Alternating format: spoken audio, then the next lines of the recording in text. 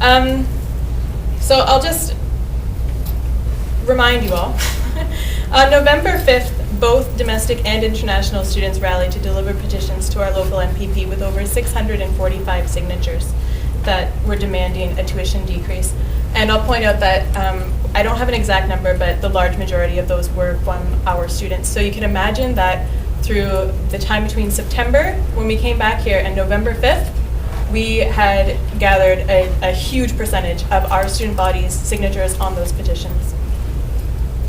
Tuition increase have increased student dependency on our food banks and other forms of social assistance. And I don't know if any of you have taken a visit to our food bank recently, but the shelves are more or less bare, so at least maybe we can get a commitment from you all to go and donate some food there later this week. Statistics Canada Youth in Transition Survey. The reason why I'm bringing this up is because of a point that was brought up at this meeting last year.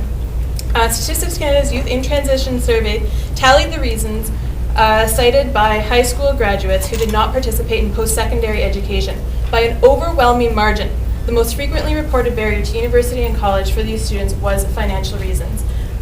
I understand that these, on the most part, are coming from government issues. You guys are in a tight spot. You have a lack of funding. We recognize that. But the main reason why I'm here and why I'm angry right now is because we have not seen a commitment for the administration of this university to work with the students, to lobby the government, to say, we can't have these fees put on our backs. Let me calm down. 70% of all new listed jobs on the Canada Job Bank require at least one undergraduate degree. In today's economy, post-secondary education is no longer optional, and that's where we can't really argue whether tuition is a privilege or a right anymore.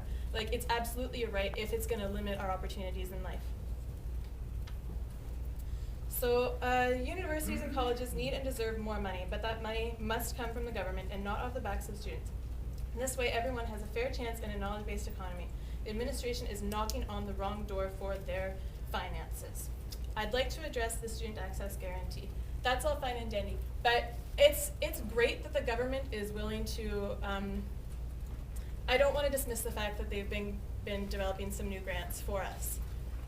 The $150 textbook grant was really awesome this year. It bought me one.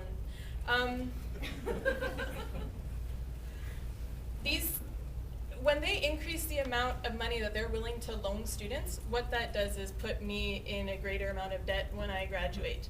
Now, I'm not saying that it's anyone here's fault that I went to college for 4 years before being in my third year of this university here today, but you can imagine that, considering that I've spent 7 years entirely dependent on government funding, what do you think that the chances of me getting a job with my BA when I walk out that door that's going to pay me enough to actually pay back these student loans? But you know what, it's not an option for me.